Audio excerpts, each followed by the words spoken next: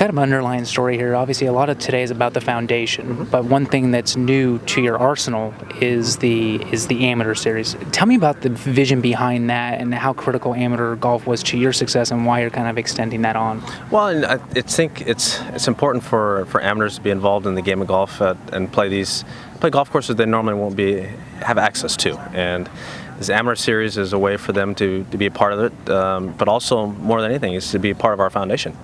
Be able to contribute dollars to our foundation, and meanwhile have a great experience of playing Marion, Congressional, some great golf courses around the country, and for them to basically partner up with some of their buddies. That's I remember back when I was younger, we played an old Oldsmobile Scramble, and we had just an absolute blast. We didn't do worth a darn, but we had a blast, and we're just trying to bring something similar to that, but also have a foundation component to it as well.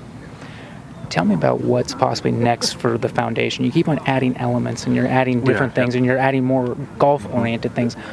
You're known as a big thinker. What could you see coming down the line for the foundation? Well, we started off with the World Challenge, and then we had the Jam, and in Vegas. We've had a block party out there in Orange County for a little bit. Now we've taken over the Deutsche Bank event.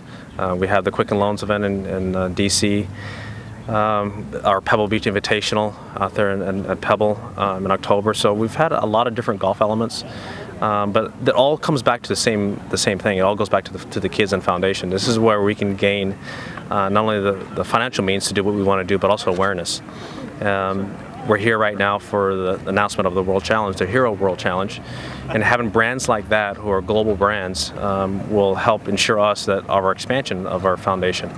Ultimately, I don't want to just stay here in the United States. I want us to be able to be a global foundation, and right now we're here domestically, but in the foreseeable future I see us definitely going around the world. When you started all of this, could you have ever imagined that it had grown to this portion, and where do you think it can grow to? Well, I thought we could grow certainly to an extent, but this certainly has exceeded my expectations. I didn't think we'd be in charge of so many golf events, but I'm so excited because of those events that we're able to do more learning centers around the country. We've met so many more influential people because of that, and then we now foster all these other relationships that's allowed us to now start thinking international, and that's something that is near and dear to my heart. I think that what we've done, the impact we've made with a lot of these kids here in the United States, and they're most of the kids are first-time generations ever going to college.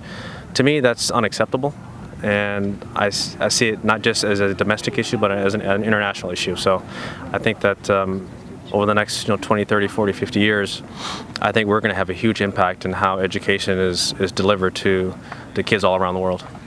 You're obviously known as a major champion, as a champion in the game of golf. But is this more important to you than? Absolutely, it is. Absolutely, it is. This is, golf is what I do selfishly. I've done it all my life, and I love doing it. But this gives me so much more satisfaction to be able to help kids out and to see their lives turn around and see them. We've had so many of the kids who've gone through our learning centers come back and become mentors to the next generation and teach these kids what they've learned. And that's how you want to have it. You can't hold their hand all the time. You don't want to. You want to teach them how to help others, and you can't teach others how to help unless you learn how to help yourself. And these kids are doing that, and it's to have as many Earlwood scholars as we've had to go to prestigious schools like Harvard and Stanford.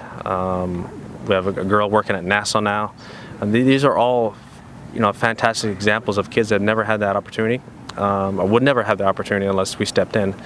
But that's unfortunately that's a small microcosm of what could happen if we do this right and we do it around the world.